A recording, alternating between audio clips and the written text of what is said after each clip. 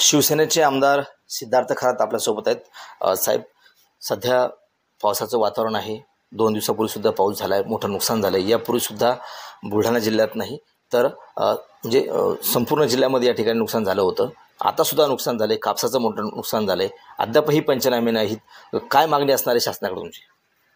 जय महाराष्ट्र.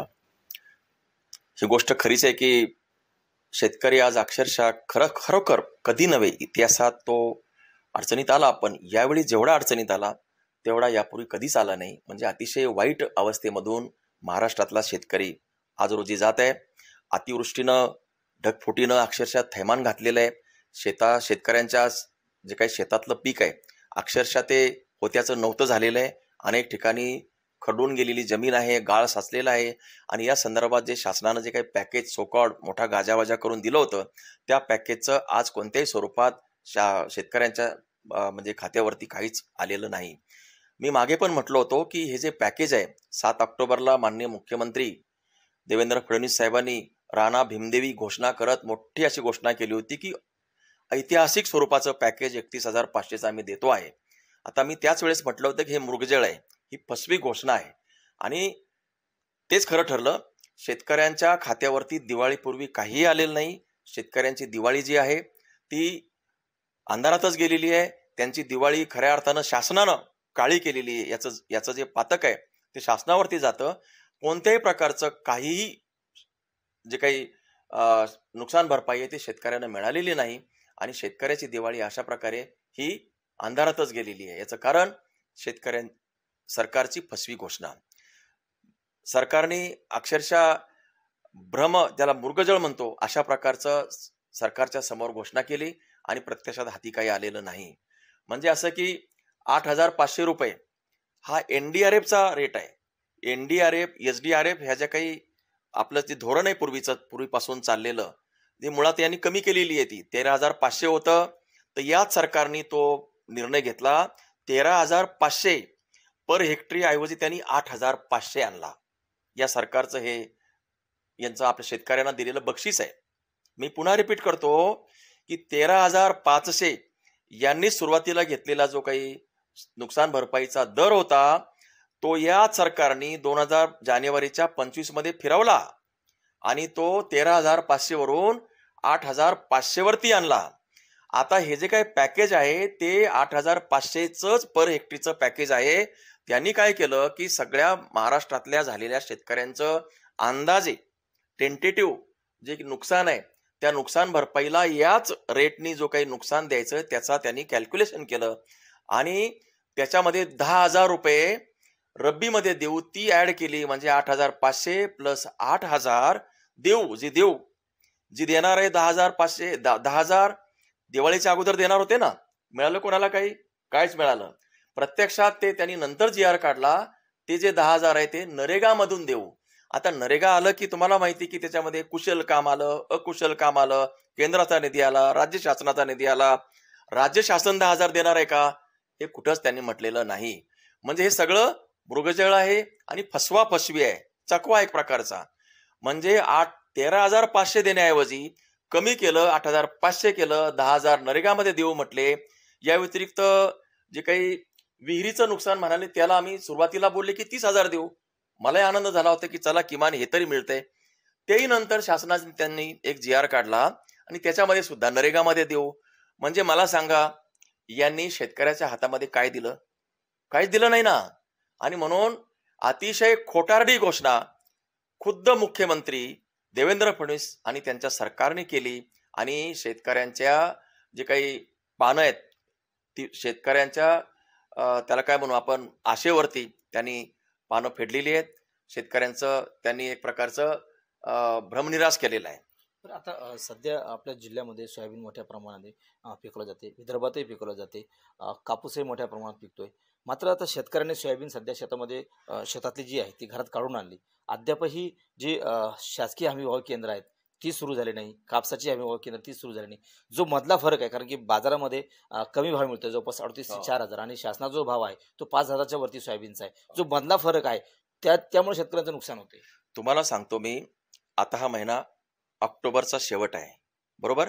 1 महिना झालाय की शेतकऱ्यांचं सोयाबीन आज त्यांच्या घरात आलेलं आहे. म्हणजे सुरुवातीला अतिवृष्टीनं फटका खाल्लेलं, ज्याला 8,500 देतो, वाहून गेलेलं जमीन खरडलेली त्याला 47,000 देतोय सरकार, त्या NDRFच्या गाईडलाईन प्रमाणे. पण ज्याला जिथं फटका खाल्लेला आहे, नुकसान झालेलं आहे, त्याला आपण 8,500 दिलेलं. यातून जे काही थोडंफार सोयाबीन फटका खाऊन जे काही वाचलेलं आहे, ते आता ते काढायला आलेलं आणि शेतकऱ्यांनी 1 महिना झाले सोयाबीन काढून घरामध्ये ठेवलेलं आहे. पण तुम्हाला माहिती आहे, मे महिन्यापासून शेतकऱ्याच्या हातात कोणतेही कॅश क्रॉप नसल्यामुळं ते या सोयाबीनवरती अवलंबून राहतात. आता 1 महिना झालाय, सोयाबीन घरात आलेला आहे. शासनाने नाफेडच्या मार्फत खरेदीला जो भाव दिलाय तो ₹5,886 प्रति क्विंटल. 5,800. आता एकही नाफेडचं सेंटर सुरू झालेलं नाही ना. महाराष्ट्रामध्ये अद्यापही नाफेडचं सेंटर सुरू झालेलं नाही. म्हणजे जे आलेलं सोयाबीन शेतकऱ्यांनी काय करत आहे, 3,800, 4,000 या दरात तो विकतोय. आता सरकारने एकतर 2 गोष्टी कराव्यात. हे जे 3,800 ते 4,000 जे काही सोयाबीन खाजगी सावकाराला जे काही विकण्याचं काम सुरू आहे, त्याचा आणि ₹5,886 जो मधला भाव फरक आहे, तो सरकारने देण्याबद्दलची घोषणा तरी करावी. एक. दुसरं, 5,800चा जो काही खरेदी आहे, ती प्रत्यक्षात सुरू कधी करतोय हे तरी सांगावं. मला तरी वाटतं की या कोणत्याही गोष्टीला सरकार तयार नाही. सरकार या ठिकाणी अतिशय ढिम्म आहे आणि त्यांच्या कोणत्याच या दृष्टीनं कोणत्याही हालचाली नाही. कापूस सुद्धा घरामध्ये शेतकरी करायचं काय? आज त्याच्याकडे खायला अन्न नाही. काही समजा बाजारहाट करायला त्याच्या खिशामध्ये पैसाच नाहीये. पोरींचे लग्न तर दूरच राहिले. अशा अवस्थेमध्ये शेतकऱ्यांना आत्महत्या करण्यासाठी जर कोण प्रवृत्त करत असेल तर माझा आरोप आहे, याला प्रवृत्त करणारं दुसरं तिसरं कोणी नसून सरकार आहे. आणि सरकारला चालवणारी ही ती जे मुखिया जे लोक बसलेत, मुख्यमंत्र्यापासून तर जे काही सरकारचे त्या खात्याचे मंत्री सगळे त्याला जबाबदार आहेत. कारण हे इतके बेजबाबदारपणानं वागतायत की अक्षरशः शेतकऱ्यांच्या दुःख ते हरण करतच नाहीयेत, पण दुःखावरच्या खपल्या मात्र ते काढण्याचं काम आज मोठ्या प्रमाणावर सुरू आहे. म्हणजे यामुळे शेतकरी आत्महत्या वाढतात असं म्हणताय? नाही, शेतकऱ्याचं आत्महत्या वाढण्याचं कारणच तुम्ही त्यांना कुठल्याही स्वरूपाचं शाश्वत एकतर त्याला उत्पन्नाची हमी देत नाही. जो भाव डिक्लेअर केलेला आहे तो भावाच्या जे काही खरेदी केंद्र, मला सांगा ना, यांनी 1 ऑक्टोबरला सगळे नाफेड केंद्र सुरू झाल्याची घोषणा जर केली असती तर जसं शेतकऱ्याच्या घरामध्ये आलेलं सोयाबीन त्यांनी ताबडतोब तिकडे नेऊन घातलं असतं. ₹5,883 प्रति हेक्टर. अहो, पहिलंच तर नुकसान झालेलं आहे, त्याच्या हातात काहीच नाही. त्याचा जो त्याला काय म्हणू, यील्ड, उत्पादन, जो पेऱ्याला प्रति एकर जे काही पेरा असतो त्याला येणारं उत्पन्न ते मुळातच अर्ध्याच्या पलीकडे घसरलेलं आहे. आता जे घसरलंय, थोडंसं नुकसान झालेलं आहे, त्याला पण अजून सेंटर सुरू झालेलं नाही. तो खाजगी सावकाराला विकणार नाही तर तो करेल काय? शेतकरी करेल काय? आणि अशा वेळी तुम्हाला सगळ्यांना माहिती आहे की जो काही उत्पादन खर्च आहे, मधल्या काळात झालेली हानी आहे, ही सगळी त्यांनी भरून कशी काढावी? दुसरीकडनं कर्ज घेतो, त्यामुळं तो खचतो आणि म्हणूनच त्याला सपोर्ट न केल्यामुळं त्याला दुसरा तिसरा कोणताही पर्याय उरत नाही. त्याला आत्महत्याच करावी लागते आणि याला जबाबदारी सरकार आहे. निवडणुकीपूर्वी जी कर्जमुक्तीची घोषणा केली होती शेतकऱ्यांच्या बाबतीमध्ये, ती तर झालीच नाही. मात्र आता बच्चू कडूंनी आंदोलन सुरू केलेलं आहे कर्जमुक्तीसाठी. कसं पाहता सगळ्या आंदोलनाकडे? बच्चू कडू साहेबांनी जे आंदोलन सुरू केलेलं आहे त्याचं मी अभिनंदन करतो. परंतु बच्चू कडू हे सुद्धा मागच्या 5 वर्ष त्या सरकारचा भाग होते. त्यावेळी सुद्धा शेतकरी राजा काही सुखी नव्हता, आनंदाने नाचत नव्हता. त्यावेळेस सुद्धा यांनी जी काही धोकाधडी केली होती या सरकारने, त्याचा ते पार्ट होते. आता ठीक आहे, ते सरकारात नसल्यामुळं त्यांना उपरती झाली आणि आता देर से सही, देर से न क्यों न हो, पर सही रास्ते पे वो चल रहे अभी. तर त्यांनी जे आंदोलन सुरू केलंय त्याला माझ्या शुभेच्छा आहेत. परंतु माझी एवढी विनंती आहे की हे अशी आंदोलन आहेत ते स्टंटचा पार्ट असावं नये. कारण स्टंटबाजी मला स्वतःला, माझ्या पक्षाला आवडत नाही. माननीय उद्धव साहेब आणि शिवसेना पक्षानं सुद्धा शेतकऱ्यांच्या प्रश्नावरती रान उभं करण्याचा आमचा विचार विनिमय सुरू आहे. आणि जेव्हा शिवसेना रस्त्यावरती उतरेल त्यावेळी सरकारच्या नाकात आम्ही दम आणल्याशिवाय राहणार नाही आणि शाश्वत स्वरूपाचं लॉजिकल एंड या विषयाचा आम्ही करणार आहोत. मी वारंवार सांगतो, जेव्हा शिवसेना रस्त्यावर उतरेल तेव्हा सरकारला या विषयाचा लॉजिकल एंड करावाच लागेल, शेतकऱ्यांना न्याय द्यावाच लागेल. आणि कर्जमुक्तीचा विषय आहे किंवा त्याला काय म्हणू, त्याला कर्जमुक्ती, विशेषतः कर्जमुक्तीचा जो विषय आहे तो सरकारला मान्यच करावा लागेल. ज्या फलटणमधल्या ज्या डॉक्टर महिला आहेत संपदा मुंडे यांनी आत्महत्या केली, कुठंतरी असं वाटतं की राज्यामध्ये कायदा सुव्यवस्था राहिली नाही किंवा मंत्र्याचा धाक राहिला नाही, गृह खातं कमी पडते. तुम्ही बघा, महाराष्ट्रामध्ये ज्या अलीकडे काही घटना घडलेल्या आहेत, जसं की परभणीमध्ये घटनाकांड झालं, बीडमध्ये जे काही घडलेलं आहे, हे तर म्हणजे माणुसकीला काळिमा फासणाऱ्या घटना आहेत. यापूर्वी आपली जी मेमरी असते फार शॉर्ट असते. तडवी नावाच्या डॉक्टर आहे, तिने सुद्धा आत्महत्या, मला वाटतं ची का ची ती मुलगी होती, तिने सुद्धा आत्महत्या केली होती. आणि आता डॉक्टर संपदा मुंडेला सुद्धा आत्महत्या करावी लागली. काय कारण आहे बरं? तिचा काय दोष आहे? तिचा झालेला मानसिक छळ, शारीरिक छळ, लैंगिक अत्याचार याला ती कंटाळली आहे. तिने पोलिसांमध्ये तक्रारी दिल्या होत्या, त्यांच्याकडे विनवणी केली होती की मला तुम्ही वाचवा म्हणून. परंतु पोलिसातलेच जे काही राक्षसी प्रवृत्तीचे पोलीस अधिकारी या पाठीमागे होते आणि तेच इथे नराधम निघालेले आहेत. याच्यासारखी शर्मनाक आणि महाराष्ट्राच्या संस्कृतीला कलंकित करणारी घटना दुसरी नाही असं मला म्हणावं लागेल. आणि हे सरकार जे आहे, हे जे खातं आहे, याचे मुखिया जे आहेत माननीय मुख्यमंत्री देवेंद्र फडणवीस यांच्याकडे हे खातं आहे. माझी या निमित्तानं त्यांना विनंती आहे की आपल्याकडे खूप कामाचा लोड झालेला आहे, तुम्हाला बरेच विषय पाहायचे आहेत. जर तुम्हाला हे होत नसेल तर तुम्ही एखाद्या तुमच्यातलाच कोणी जो सक्षम माणूस आहे त्याला हे खातं द्या, बाकीचे कामं तुम्ही करा, कारण तुमच्याच्यानं हे होत नाहीये. दुसरीकडे वारंवार वेगवेगळे विषयाचे मोर्चे निघतायत. मला सांगा ना, महाराष्ट्र कुठे तुम्हाला शांत दिसतोय? महाराष्ट्र नुसता धुमसतोय. शेतकरी हैराण आहेत, बाकीचे जे काही जातनिहाय मोर्चे या ठिकाणी निघतायत. तिसरीकडे हे अन्याय अत्याचाराच्या, महिलावरती अन्याय अत्याचार वाढलेले आहेत. तुमचं महिला आयोग आहे ढिम्म बसलेलं आहे. कुठे कोणत्या फ्रंटवर सरकार चांगलं काम करतायत ते तुम्ही दाखवा आणि बक्षीस मिळवा असं म्हणायची वेळ आज आलेली आहे. पण महिला आयोगानं तर त्या जी मृतक महिला आहे डॉक्टर, तिला दोषी ठरवण्याचा प्रयत्न केला याच्यामध्ये.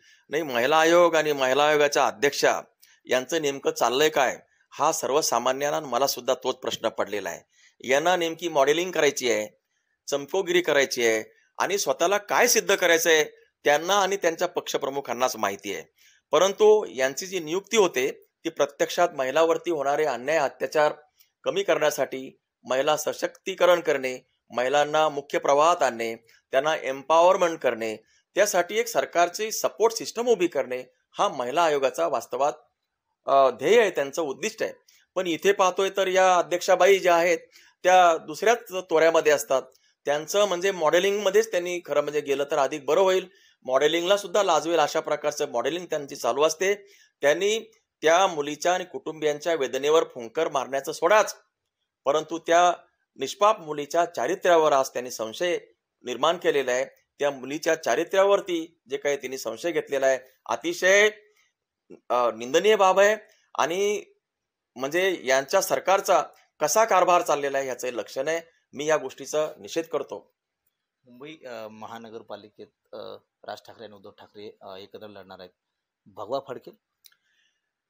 मी सांगतो, दोन भाऊ एकत्र आलेले आहेत आणि ते जेव्हा एकत्र आले तेव्हापासून इथल्या जे कोलेकोई सुरू झालेली, असंच खरं म्हणजे असं मला हे सांगायचंय की सत्तेत बसलेले जी मंडळी आहेत त्यांच्या पोटात गोळा आलेला आहे. कारण जेव्हा हे दोन भाऊ एकत्र आलेत तेव्हा यांचं मनोमिलन त्यांचं झालेलं नाही, तर महाराष्ट्रातल्या समस्त जनतेचं एक प्रकारचं मनोमिलन झालेलं आहे.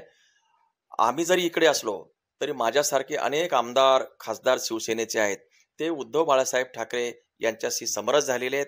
आम्ही स्वतः सगळेजण मिळून मुंबईमध्ये जाणार आहोत. आपल्या भागातली जे काही लोक आहेत तिकडे राहणारे त्यांना सांगून मुंबईमध्ये कोणत्याही परिस्थितीमध्ये हे दोन भाऊ एकत्र आल्यामुळे जो काही आज आनंदाचं वातावरण आहे त्याचा निश्चित जे काही परिणाम आहे तो मतदान मध्ये होणार आहे. मुंबईमध्ये उद्धव बाळासाहेब ठाकरे यांचीच म्हणजे शिवसेनेचीच सत्ता येणार, हे मात्र सूर्यप्रकाशा इतकं सत्य आहे. नक्कीच. तर हे होते आमदार सिद्धार्थ खरात. कॅमेरामन निलेश देशमुखसह गणेश सोळंकी, TV9 मराठी, बुलढाणा.